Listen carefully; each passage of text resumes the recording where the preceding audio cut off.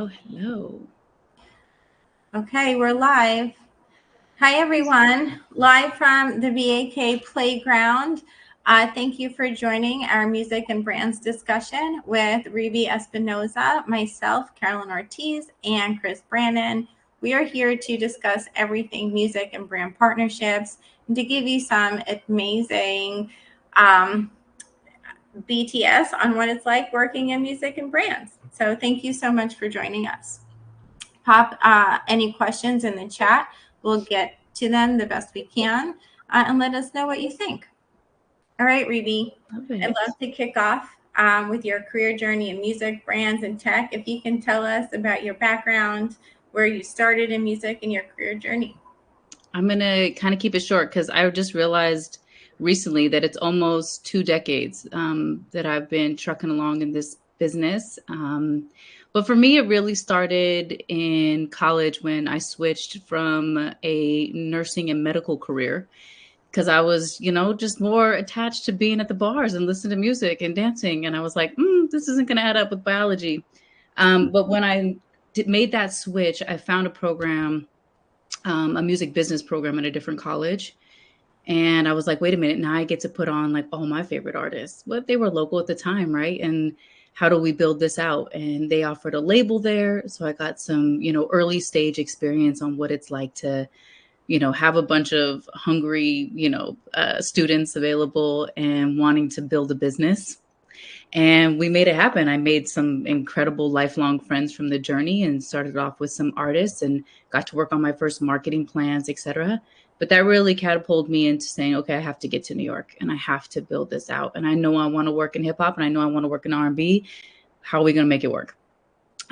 So the career really, I think a true starting point was getting to New York and working in the marketing department at Sony and full-fledged ahead at that point. I was like, what can I get my hands on? Who can I speak to? How can I work on this marketing plan? And they were like, well, actually the Dunkin' Donuts is actually downstairs and we'll take 2 coffees and one with sugar. And I was like, wow, no, I have like all these ideas. Like I'm ready to go. But those relationships and building that over time led me to, after a few years, come back to Sony and work in operations. And understanding operations, I think, is highly underrated in this business, but becomes a huge value point. And it became a huge connector part for my career later on. After going on the marketing side and helping out with a college marketing program and running the urban sector of that at Sony, then into the brand partnerships department at Sony. And then at Universal, I went to help run the New York version of 1824, which is their creative agency. And that's where we met. Yeah, I was working in Universal Gods partnership team, right, with Mike Tunnicliffe and Naomi and them. And you were working with Todd in 1824, and we would hang out and drink wine on Fridays. And that was the best. And you had Christmas lights in your office, and it was such a vibe. I had to keep it like this is, I feel like what people get very caught up on is that, coming from the corporate space is that they forget the fun part of music. Like this is supposed to be fun. We have the honor and the privilege to work in something that we are extremely passionate about. And if we lose that connective tissue that actually makes us very passionate, it's not going to work for very long. You're going to become one of the people that we despise a part of the industry. Right? Yeah. And that's why we push Big.Ass.Kids so much, right? It's like you never want to lose that sentiment of just being imaginative and creative and open and fun in music. Right. When you guys first told me about just the name itself, Big.Ass.Kids, I was like, wait a minute, I relate to that. I want to be on a mental playground the rest of my life. And I think that's played a lot into the success of my career, the success of different things, is because there's this sense of curiosity that I refuse to lose. And I literally like say it like the guy who talks about Dos Equis, but I'm like, stay curious. Like I always am telling myself, just stay curious, be imaginative. What can't you do? How big can you make it? And that plays a lot into how far I start to think about what's outside of a label. A lot of people get caught up in the label being the end place in the business, when really it was kind of more of a starting place for me. And I started working in tech about 10 years ago. So I became an advisor in the music tech space for tech companies that really wanted to be in music, but weren't sure how the playground on the music side worked. And so I became this really liaison and this advisor on the music side to translate to the tech people and then translate back to the music side. And with that I developed a whole other vernacular on how the tech side speaks and how the music side speaks and how can I help bridge them together and really become a cultural translator. And that has been super exciting because then that also allowed me to go from Universal and make a huge jump in my career to be the CMO at a music indie and also tech platform, Amuse. And from there, that was a culture shock 101 because you're dealing with a different country, but you're also having to translate again back to what the music side really needs, right? What do the music people want? What do the fans want? So just developing that skill over time, like you can't rush that process by any means. That's all part of the process. And I think what you said about being a cultural translator is so important when you work in brand partnerships. And one of the things I've realized is dealing with so many developing artists or artists really at any level is, hey, I need a brand partnership. I need a sponsorship. How do I get brand money? And it comes from the side of, hey, I need money and brands have money. So maybe they'll sponsor me versus I think in my experience, and I'd love to know yours and Chris, yours too, because you also come from the brand side, is brands are looking for that cultural translator. They're looking for the music artist and the music company to translate their brand, which a lot of the times, to be honest, is uncool, right? And not tapped in to translate them into a cool brand for the culture. So in your experience, how is the best way for artists and music companies to be that bridge, to bridge the gap between an uncool maybe, or just they just don't know how to be cool into this cool music space? I honestly think it comes down to an artist team understanding the artist brand, because the only way that you're going to build the connective tissue to an actual brand is to bring them the cool factor, is to bring them the relatable factor, is to bring them the authenticity that's connected to the whatever demographic they're going after or the streets or whatever. Like you gotta find that part first. And is when artists and their teams understand that element, then it becomes, look what we can offer the brand as opposed to what can that brand do for me. Right? You have to take control of the conversation and the narrative as opposed to like, it's almost like when you start as an internship and everybody's like, well, I'm an intern. I want them to do this. And I want to advance my career. I'm like, no. An internship is what can you do for them, not what they can do for you. You are here to be of service with your talents, your research, your skills. In the same way, artists have to, and their teams really have to, I think, take control of the narrative and say, what about us makes us really cool for a Toyota or a Red Bull or, a summer stage. Like you have to really start to paint the picture and find out what those cool factors are about the artist. And then going to a brand, yeah, we know that you want to be cool. We know that you want my audience. Look where my audience is going to be. I'm going to be at this show. I have a 10 show. I have 10 dates. I'm doing a show with this person. I have a pop out. These are some of my friends that are going to be at my listening parties. Now you're the storyteller and now you're in the driver's seat to say the brand can authentically partner with you as opposed to them just saying, well, I know I need to get in the studio and I need money. So I want a brand to give me $5,000 to do this, this, and this. And I'm like, well, now you should just go to an investor, because now you're looking for a brand to be an investor instead of building an authentic relationship. And brands can see way past that now. They're like, okay, thank you. We'll go to the next person in line who wants to build. And I was going to say, Rebe, so first off, I completely, fully aligned. Look, I was at Samsung for a long time. Oh, you get it. Side, but help to build the music marketing and partnership team. Yeah. And I say that because, again, another thing, and no knock on agencies, right? Right. But you get these big brands and they have so many agencies involved, right? And so there's a lot of disconnect. And you hit it on the head where, look, when we were bringing artists in and we were trying to build that, like you said, that organic relationship versus just cutting a check. There's some artists that just love the check, right? Give them a bag, they'll do whatever, right? They'll put whatever logo on you want. But to me, that doesn't help the brand. That doesn't help the artist. But at the end of the day, going back to the agency side, you have a lot of people who don't have that experience like you have, right? That like that cultural translation where, you know, they're looking at Billboard like everything else, right? They're not looking at an artist that might actually have a passion for the product and find a way to kind of organically work them in. So again, and it still happens today. But again, that's why when you see these artists that have these real partnerships and like, or like it's very organic, you know that there's somebody there that's actually understanding what the artist needs, but also the artist is obviously, you know, it's beyond the money. It's about something that's going to help elevate both sides. So I just love what you said there. And honestly, like they have the money. Like that's not the part that anybody should get twisted. Like it's whether or not they want to allocate it to you, right? Or towards what you are a part of. So a lot of times people forget that like you have to show them that it's not just like every time an artist posts or every single time an artist team is saying, hey, we should make this move. That's all part of the artist branding. And I think a lot of people are like, well, I'm the artist, I'm the brand, a brand should partner with me. I'm like, yeah, but you as an artist brand still needs to be developed. Like the brand still needs to be thought out. What do you care about? What are the things that you align with? You know, are you excited about a brand that does a lot of stuff in with organizations or in give back or in supporting kids in the city?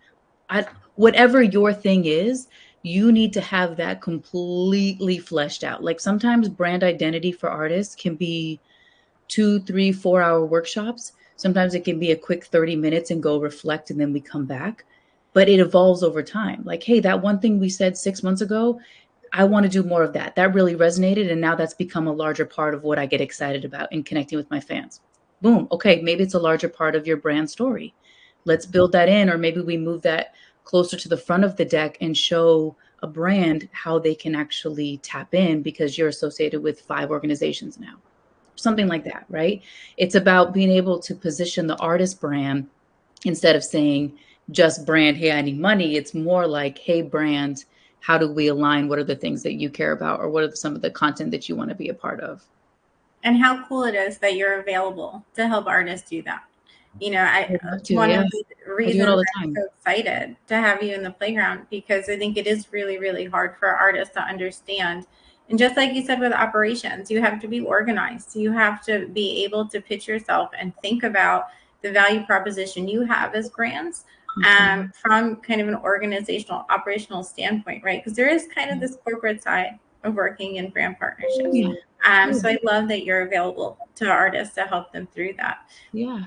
I think the corporate side comes, and that's the translation part, right? Like if you, the artist, don't want to speak directly to the brand, then you better equip yourself with a team or a manager or somebody else that is willing to do that work, right?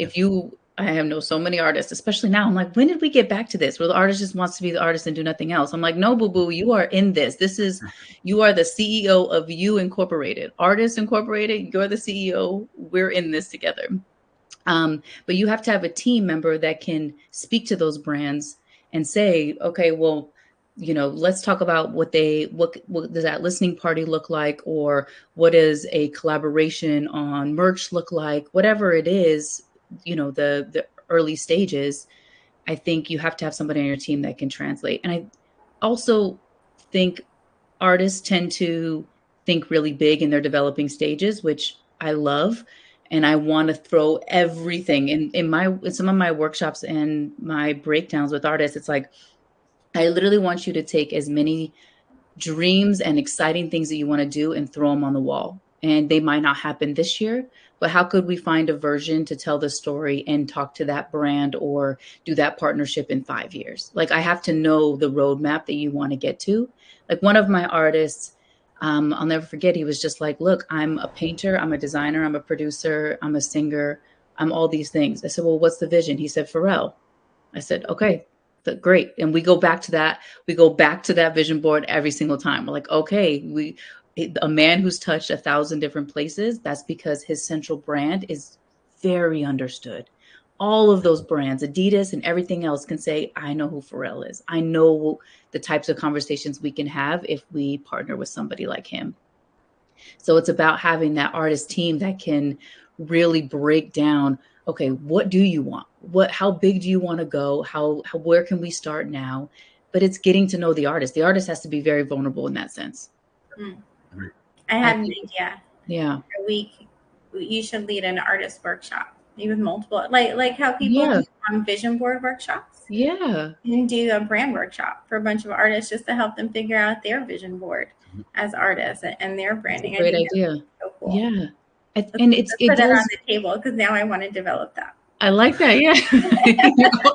Put it on the table, roll it out next week. I feel like a lot of times artists forget that the brand part is not just what's put on social media, but it's the human part.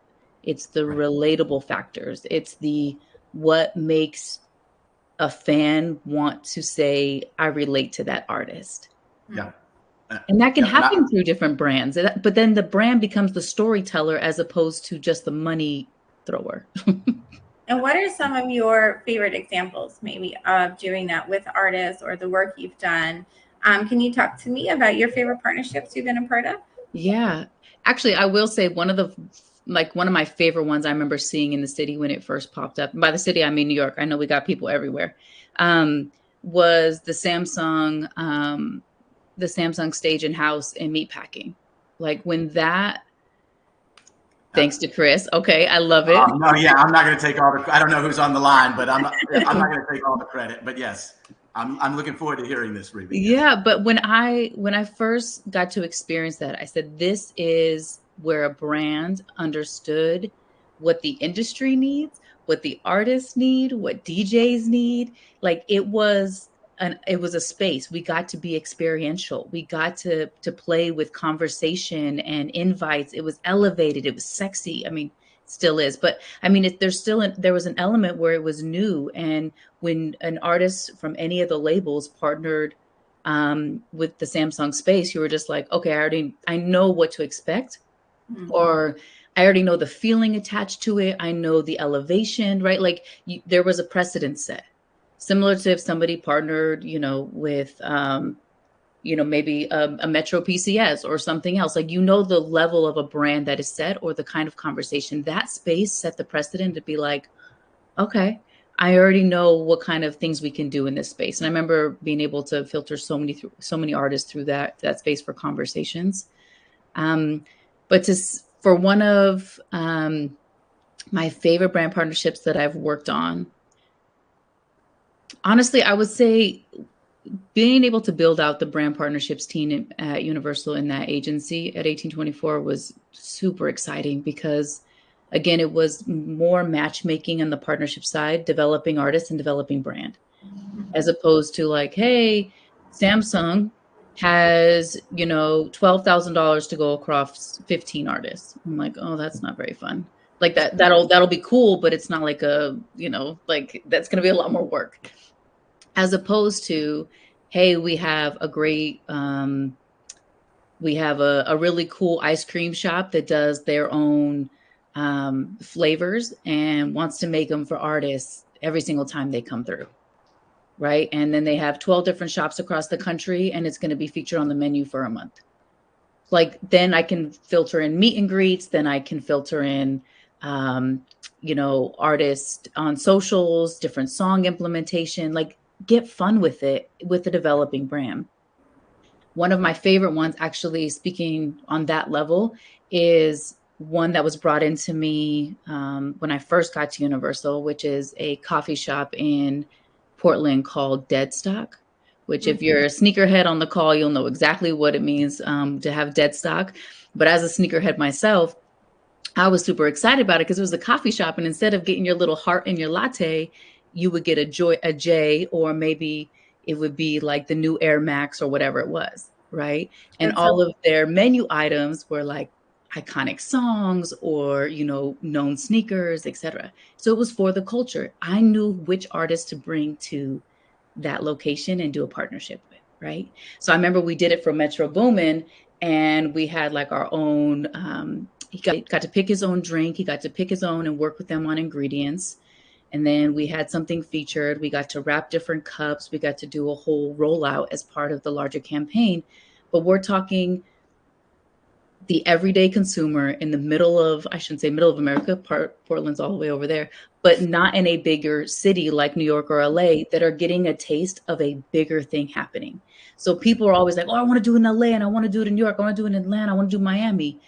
You go to Iowa or you're going to middle of somewhere, you're going to have a bigger and a larger part of your story to tell. You made a bigger impact.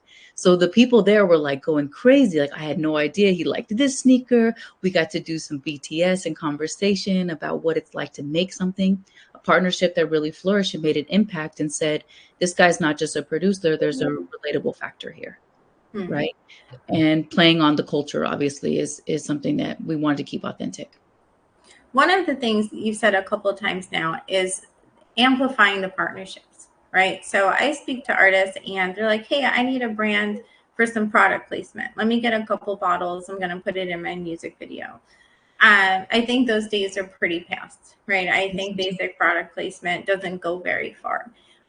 What advice do you have for artists, managers, event producers, looking to secure brand sponsorships, right? They need some money. They want to go out to brands. How do you amplify, right? Like, what is not just the basic product placement, because that doesn't really work. What other ways in which do you need to think about that makes it attractive and sexy for a brand to want to partner with you? I think you have to think about the artist team has to think about the rollout. It can't just be, I have this one single and we're not doing too much and I need some dollars. Like, then I feel like your intention is already misplaced a little bit, or like you're going, again, you might be needing to seek investors more than brand partnerships, because as you said, those days are kind of gone of saying, you know, for Beats to throw in $10,000 into a music video just for somebody to wear the headphones. Like, we know that those used to work all the time, but you know, those days, and the game is changing and evolving because there's just so many influencers. If artists are going to become that influencer, I think it goes back to artists understanding their brand, having a pitch deck ready. Are you doing a listening event? Where are you? Like, if you can't tell a brand what audience they're going to be tapping into, the likelihood that they're going to float you $5,000 just to post on your socials is slim to none.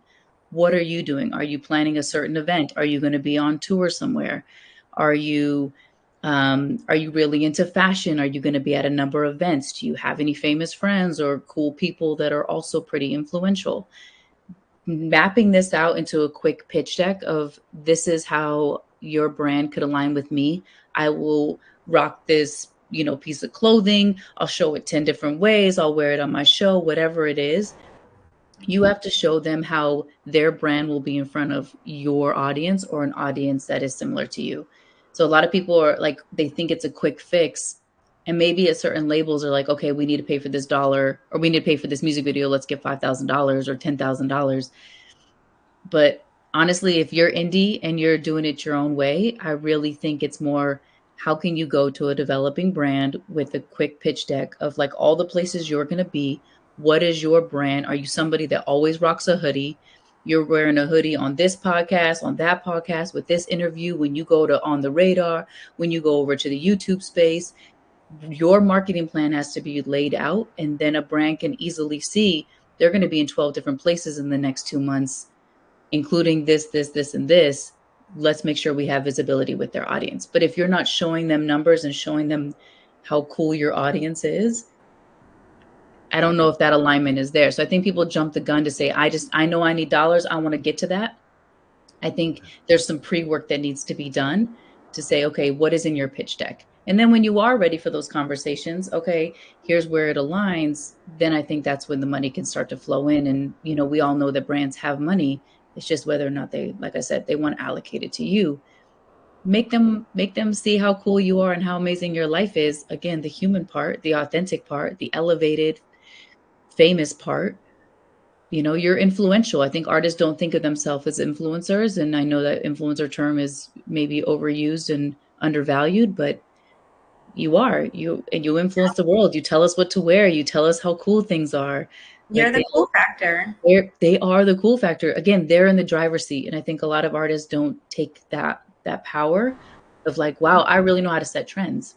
Yeah. I'm a trendsetter. And maybe if they don't think of themselves as that now, you know, you can evolve into that. But it's about doing the work to say, what do I like? Am I somebody that, you know, really enjoys, like I said, aligning, doing different work on Saturdays, or maybe it's a grocery brand that you like to go and help out with, or maybe it's a particular style of hoodie or shoe or something you wear.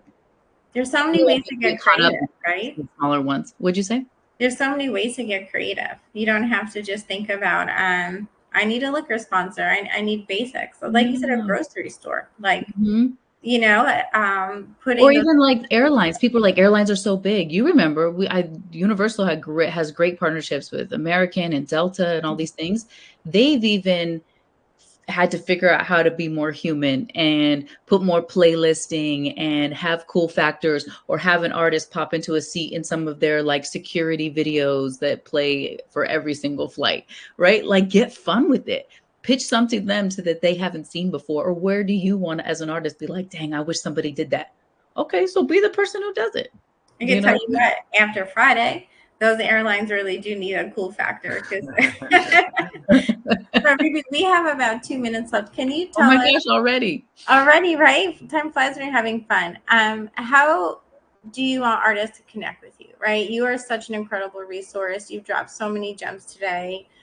You as a music freelancer, how do you want to work with artists? How should they approach you? How should they connect with you? I think artists, if there's an artist that doesn't have a team just yet, willing to do the work, and we can connect, you know, through the playground, and maybe schedule a consultation for an actual branding workshop, to say if that's the area that they're interested in, to go through that process.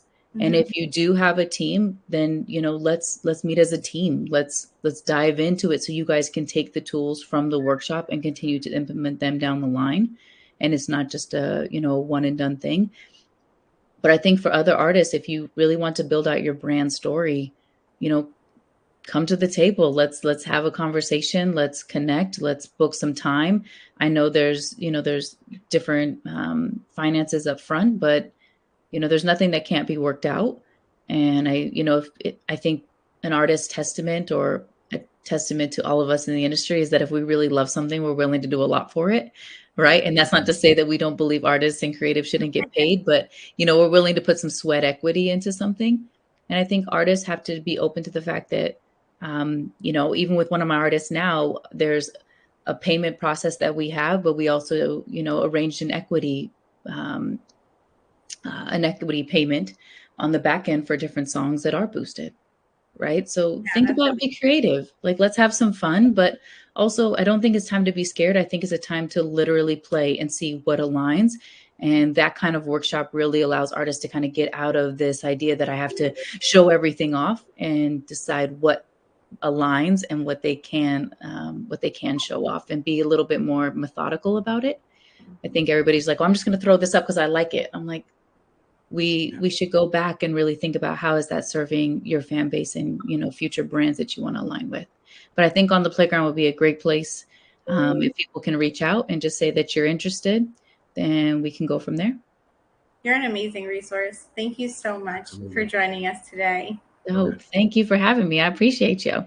Yeah. And thank you, Chris, for your time too and your insights. And we'll see you next week on Music and Brands. Yay. Bye. Bye.